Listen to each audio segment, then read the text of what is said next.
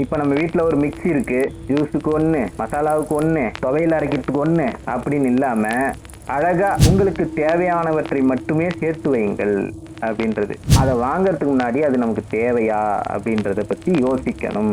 உபயோகப்படுற வகையில் அதை எப்படியெல்லாம் நம்ம பயன்படுத்தலாம் அப்படிங்கிறதுல தான் கியோட்டோ நகரில் உள்ள புத்த கோவிலில் ரியோன்ஜின் கோவிலில் உள்ள பாறை தோட்டமும் நிறைய பேர் ஷாப்பிங் மால்குள்ள போறதுக்கு முக்கியமான ரீசன் பார்த்தீங்கன்னா அங்க போனா கொஞ்சம் பீஸ்ஃபுல்லா இருக்கும். இந்த தோட்டத்துல இல்லாத ஒரு விஷயத்தையே இருக்கிற மாதிரி நம்மளால ஃபீல் பண்ண முடியுங்கிறாங்க.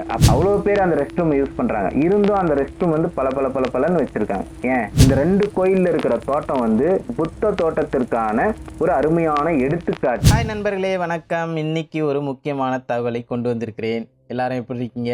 நான் ரொம்ப சூப்பராக இருக்கேன். இன்னைக்கு the art of simple living புத்தகத்திலிருந்து ஒரு அருமையான தலைப்பு, உங்களுடைய உடைமைகளை படிப்படியாக குறைத்து கொள்ளுங்கள். அதை பற்றி தான் நம்ம இன்னைக்கு பார்க்க போகிறோம். அதுக்கு முன்னாடி நம்ம சேனலை சப்ஸ்கிரைப் பண்ணலன்னா சப்ஸ்கிரைப் பண்ணிக்கோங்க, லைக் பண்ணுங்க, ஷேர் பண்ணுங்க, உங்களுடைய கருத்துக்களை கமெண்ட்ல தெரிவிங்க. உங்களுக்கு தேவையானவற்றை மட்டுமே சேர்த்து வையுங்கள் அப்படின்றது இதுதான் நிறைய பேருக்கு இங்க தெரியறதில்ல.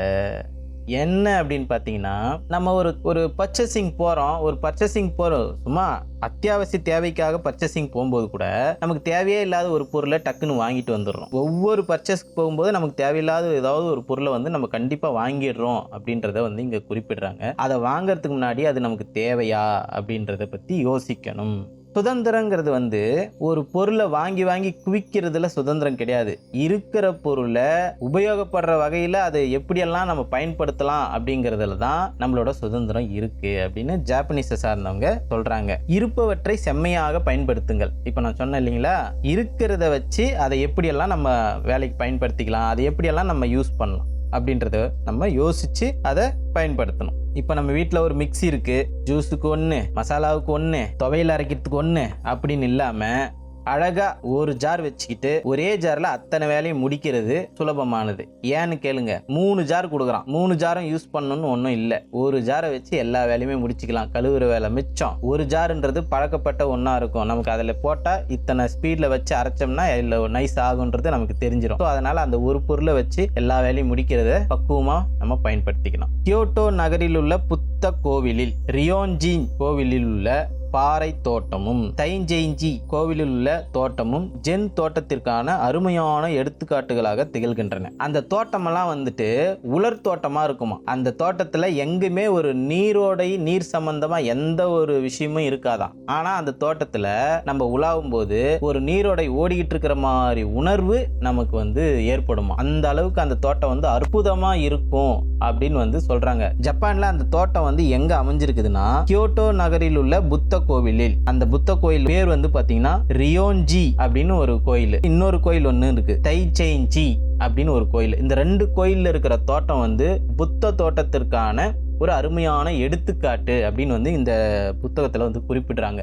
அப்படின்னா அந்த தோட்டம் எந்த அளவுக்கு சூப்பரா இருக்கும்னு நீங்க யோசிச்சு பாருங்க. இல்லாத ஒரு இடத்துல கூட நீரோட இருக்கிறது போல நம்மள ஃபீல் பண்ண வைக்கணும்னா அப்ப அந்த தோட்டத்தினுடைய அற்புத தன்மையை நீங்க சுவீகரிச்சு பாருங்க, நினைச்சு பாருங்க. நம்ம ஊர்லயும் தோட்டம் இருக்குது, பூங்கா இருக்குது, போனா ஒரே நாய்ஸ் தான் இருக்குது. ஆனா இந்த தோட்டத்துல இல்லாத ஒரு விஷயத்தையே இருக்கிற மாதிரி நம்மளால ஃபீல் பண்ண முடியுங்கிறாங்க. அப்ப அந்த அளவுக்கு எப்படி மெயின்டைன் பண்ணுவாங்கன்னு நீங்க யோசிச்சு பாருங்க.